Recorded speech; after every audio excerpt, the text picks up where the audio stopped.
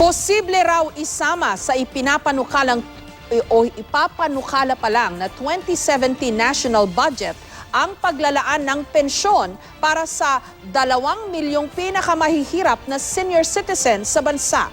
Ang DSWD o Department of Social Welfare and Development daw ang mga ngasiwa sa pondo. Ikinatuwa naman ito ng isang grupo ng mga senior citizen. May report si Mav Gonzalez. Sabi nila, life begins at 40. Pero para sa ilan nating mga kababayan, ang totoong dagok ng buhay nagsisimula pagtungtong sa edad na 60. Gaya na lamang ni Lola Prima na araw-araw ay sinusubok ng pagkakataon makahanap lang ng makakain.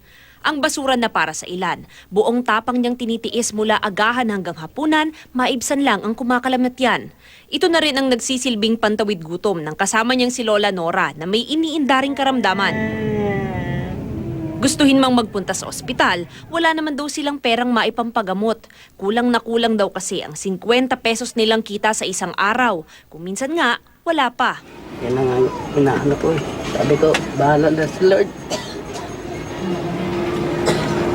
Anong problema sa akin?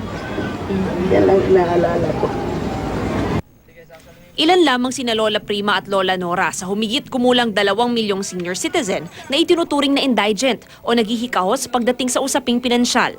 At para tugunan ang suliraning ito, posible raw na isama sa budget ng Administrasyong Duterte sa susunod na taon ang 17.5 billion pesos na pensyon para sa 2 milyong pinakamahihirap na senior citizen na idadaan sa pamamagitan ng DSWD o Department of Social Welfare and Development. I think we have to have a law which discriminate between rich seniors and poor seniors, right? And if you are really indigent, then I think that should be the subject of this assistance.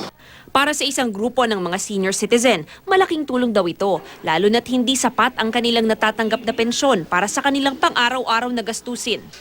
Wow, that is welcome news kasi maraming nakatatanda na talagang wala na silang trabaho, wala na silang income. Ilan ng apila ang binigay namin na sana medyo maibigay na sapagkat sa mga maliliit na pensyonado, malaking bagay yung idadagdag ngayon. Sina Lola Prima at Lola Nora, ilan lamang sa mukha ng totoong problemang nararanasan ng ating mga nakatatanda. Ang bukod tangi nilang hiling, makaranas ng kaunting ginhawa sa dapit hapon ng kanilang buhay. Mav Gonzalez, GMA News.